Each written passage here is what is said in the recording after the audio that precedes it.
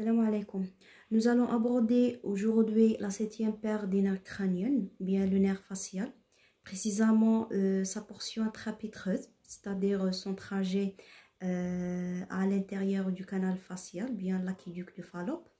D'abord, c'est le nerf de la mimique, puisqu'il innerve les muscles possus de la face, responsable de l'expression faciale et qu'il intervienne sur les orifices de la face, l'orifice orbitaire, nasal et buccal.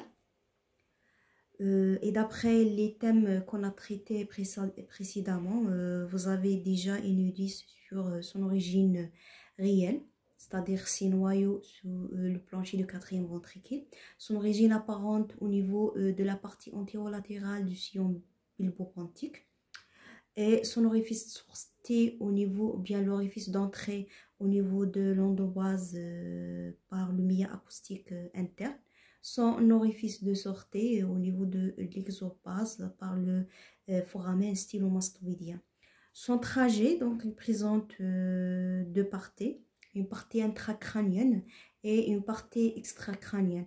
Pour la partie endocrânienne, intracrânienne, de son origine apparente jusqu'au milieu acoustique interne, son premier segment, donc dans l'angle penteux cérébelleux, dans la fosse crânienne postérieure. Ensuite, il entre dans le milieu acoustique interne, accompagné par le nerf vestibulo-cochléaire et l'artère labyrinthique. Ici, donc, le nerf vestibulo-cochléaire avec ses trois branches forme une gouttière dans laquelle repose le nerf facial. Ensuite, au fond de milieu acoustique interne, il entre dans le canal facial. Donc, sur cette maquette, je vous montre le trajet du nerf facial à l'intérieur du canal facial, bien les trois segments du nerf facial dans l'aqueduc du Fallope. Donc, ça, l'axe du rocher, et ça c'est le labyrinthe osseux formé par la cochlée, le vestibule, les canaux semés circulaires en nombre de 3. Ensuite, donc ça c'est l'apophyse mastoïde et l'apophyse styloïde. Hein, donc entre les deux, le trou, bien le foramen stylomastoïdien. Ce fil représente le trajet du nerf facial. Donc,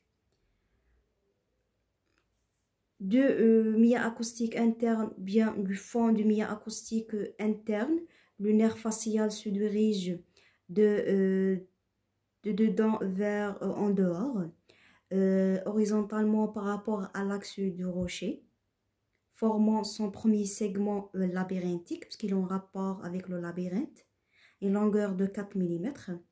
Cette portion est située entre la cochlée en avant et le vestibule en arrière.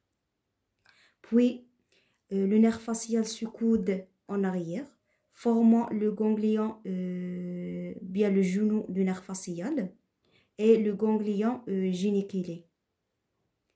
Donc, ensuite, sa deuxième portion, bien son deuxième segment dans le canal facial, elle est parallèle à l'axe de rocher.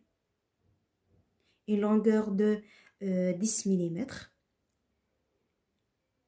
Donc, entre le genou, le nerf facial et le coude. Ensuite, un troisième segment entre le coude et le trou stylomastoïdien. Donc, le segment mastoïdien, il est vertical par rapport à l'axe du rocher. Une longueur de 18 mm. Et c'est donc ce segment est entouré par les cellules mastoïdiennes. Donc, je répète, un premier segment labyrinthique horizontal par rapport à l'axe du rocher.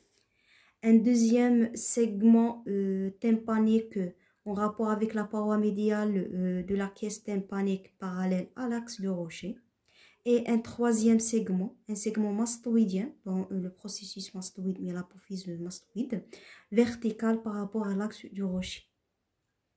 Donc, si on considère ça, l'axe de rocher, un premier segment horizontal, le segment labyrinthique, un deuxième segment qui est parallèle à l'axe du rocher, donc le segment tympanique, et un troisième segment qui descend en bas, un segment mastoïdien vertical par rapport à l'axe du rocher. 1, 2, 3. Donc, 3 segments dans le canal facial.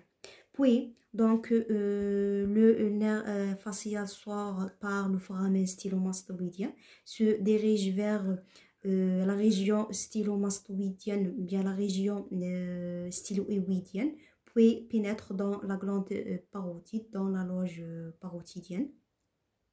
Et elle va se terminer par ces deux branches terminales motrices, la temporofaciale et la cervico-faciale. Pour ces branches collatérales, il donne des branches à l'intérieur de la pyramide pitreuse, bien du rocher, des branches intrapitreuses, et des branches à l'extérieur du pyramide pitreuse, donc des branches extra-pitreuses.